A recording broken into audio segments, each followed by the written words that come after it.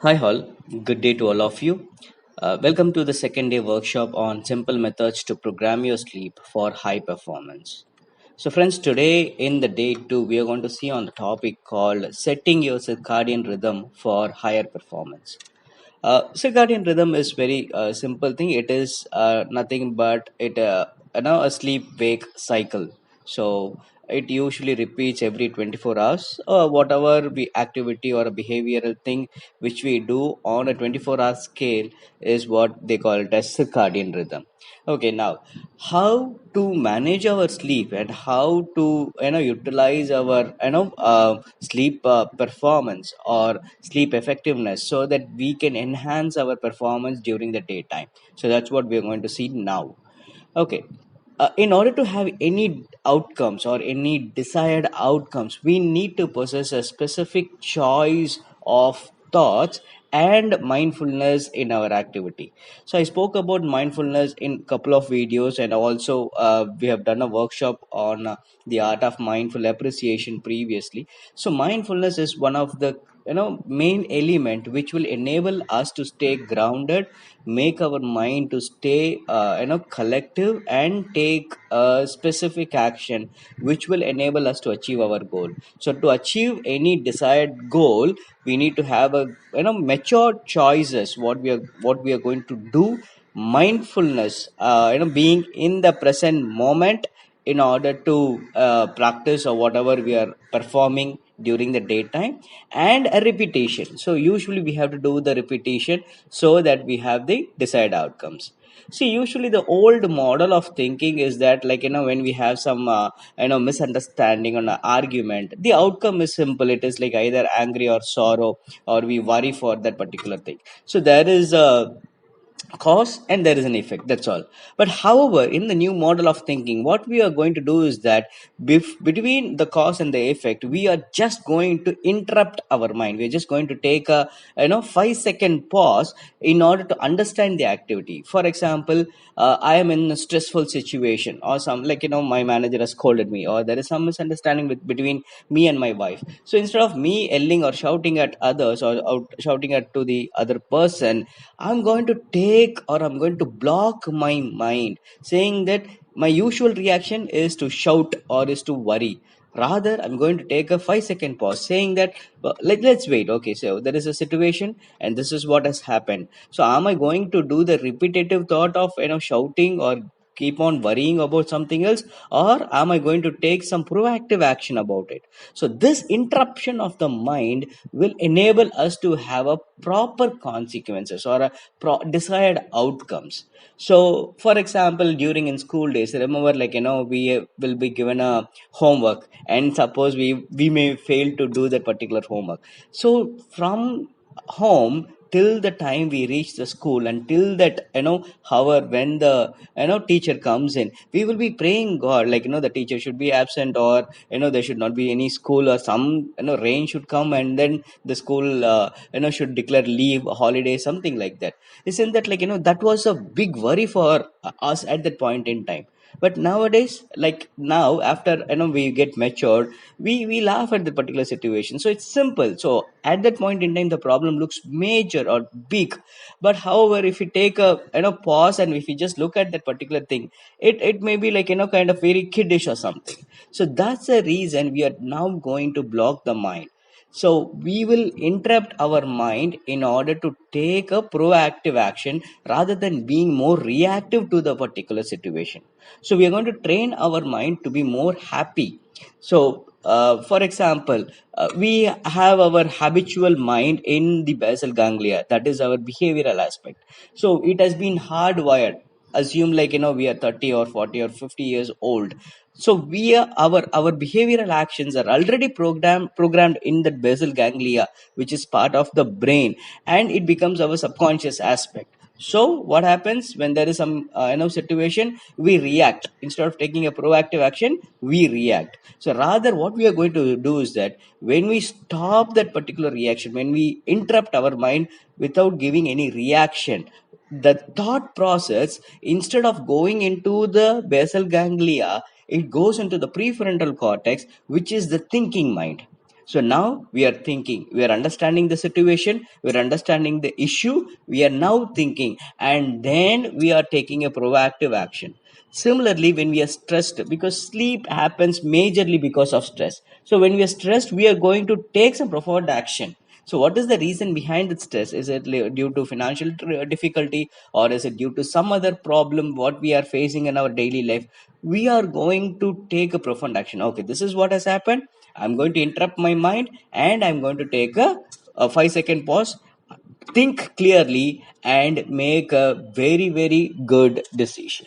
So, this is what is very essential in nowadays. Instead of becoming more and more reactive, we are going to be more proactive in our action. Many people, what they do is that they have a improper sleep cycle.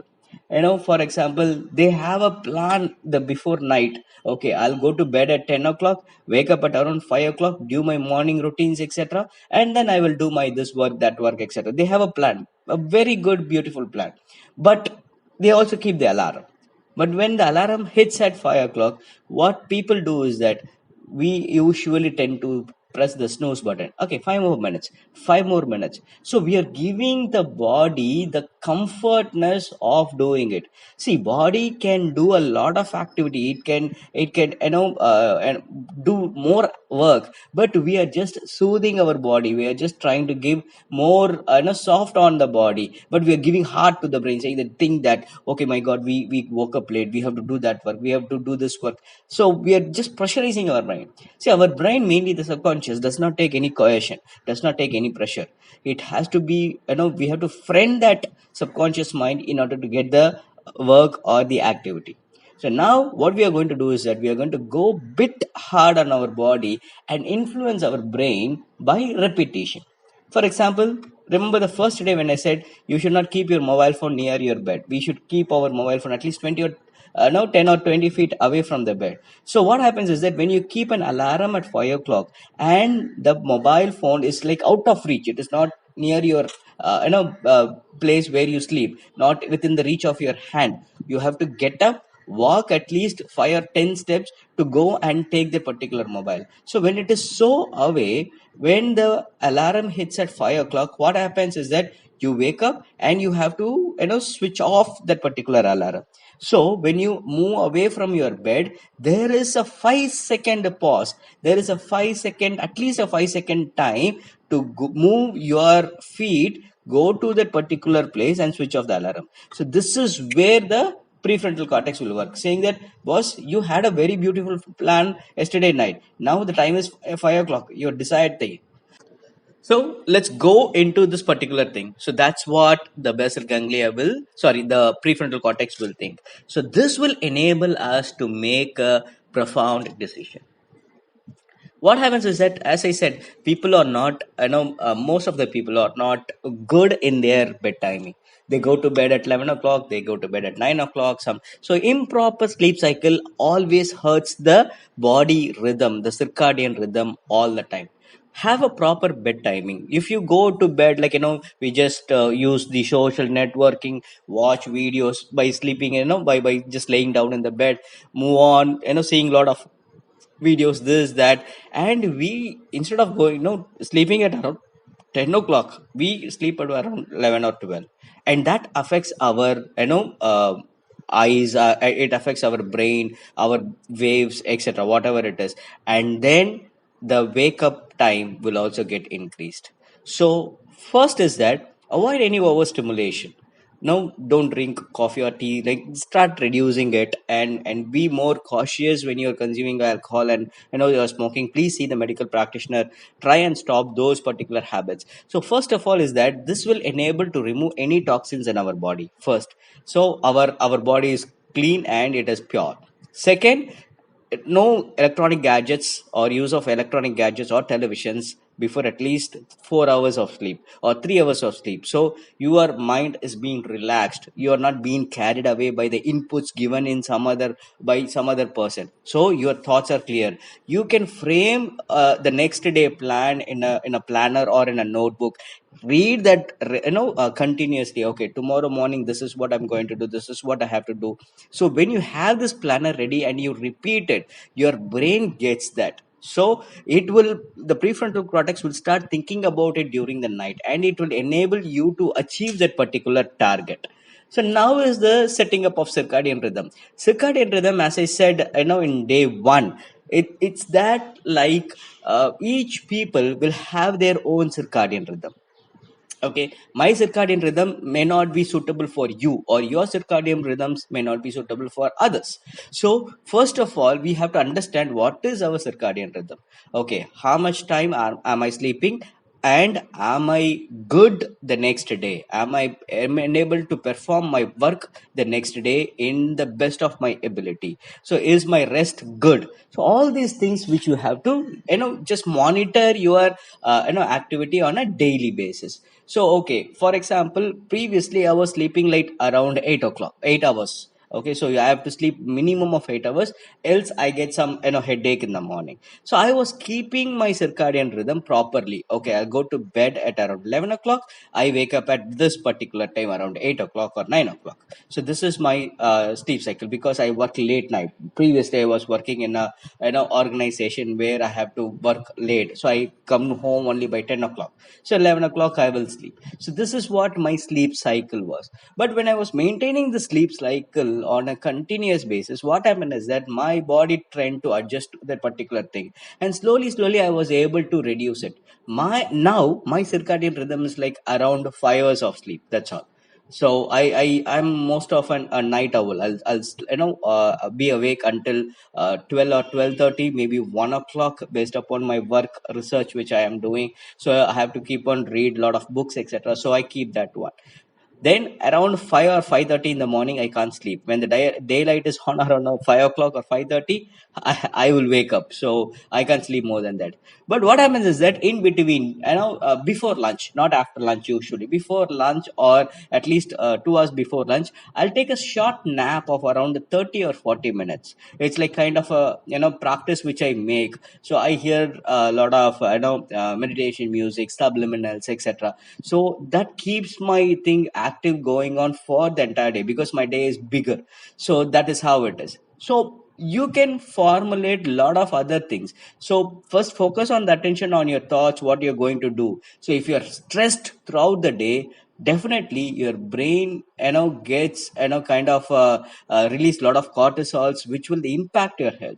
So please be more cautious, please be more mindful, and have a positive mindset while you're working on the particular day. So because your thoughts will impact your behaviors, it will impact your feelings, etc., etc. So it is a vicious cycle. It goes and on and on and on. So let's watch our thoughts in the given day, and be more cautious and more proactive in taking any actions. Okay, then we usually call it as emotion is nothing but energy in motion. So where you place your attention is where you place your energy. So let's not drain our energy in unwanted things, like browsing your social network for entertainment purpose. Suppose if you're using any social networking for building a contacts, about understanding your business, or to learn something, that's fine. But keep on using your social networking for entertainment, a lot amount of entertainment purpose, for play, etc. Start reducing that gradually. At the start it may not be very easy, it may take some time, but start reducing it gradually. Be more mindfulness in performing that particular activity. So by cultivating more positive thoughts, being more proactive, and get understanding your next day plan, keeping away your gadgets away before sleep, your drinking of coffee, tea, or any heavy workouts, will enable our body rhythm to be more gradual. You will get a sound sleep. Definitely you'll get a sound sleep during that particular time, and next day you will be awake, refreshed, and regenerated. So you can do lot amount of work, and your performance will peak up after a good night sleep. So this is the setting up of circadian rhythm. Understand your circadian rhythm for cycle for at least 3 or 4 days. How much amount of sleep is needed. Set that particular timing for at least a month or so. So once you are accustomed to the particular thing, what happens is that your body understands, okay boss, like whatever. Why? Because when we need lot amount of sleep is that your body needs time to repair some parts in our body. There are some organs which may which may need more rest, or which needs to regenerate it. We may not know the symptoms like outside, okay, but internally the body intelligence will understand it, and it will take a preventive action before any disease occurs. So that's the reason we need some amount of extra sleep, sleep at one point in time. That's fine, not a problem. So understand your circadian rhythm and slowly try and reduce based upon your work activity. No matter what, whether you sleep, if somebody will be saying like I'm an IT person, or I'm doing this particular kind of work where I have to work awake throughout the night. Maybe like I'll sleep only in the early morning, 3 o'clock or 4 o'clock, whatever it is, no problem at all. So whatever may be your circadian rhythm, if that is a circadian rhythm and your body accepts it, your body intelligence accepts it, it is accepting. That's all. No matter what, whether you are sleeping in the daytime or you're sleeping in the night time, whatever it is, but have a proper sleep schedule. That is very important. Whatever time you go to bed, that's fine, okay, but have a proper sleep schedule. When you repeat it continuously, your body intelligence and your brain will accept it, and it will enable you to have a more profound what do you say behaviors, and it will also enable you to relax and regenerate during that particular sleep cycle. So start doing this, and you will feel the difference in a very effective manner. So I hope like you like this particular session for the day 2. Please reach out to me for any questions, doubts, or if you want to understand your circadian rhythm, anything on the sleep aspects. Okay, thank you, have a nice day, bye bye.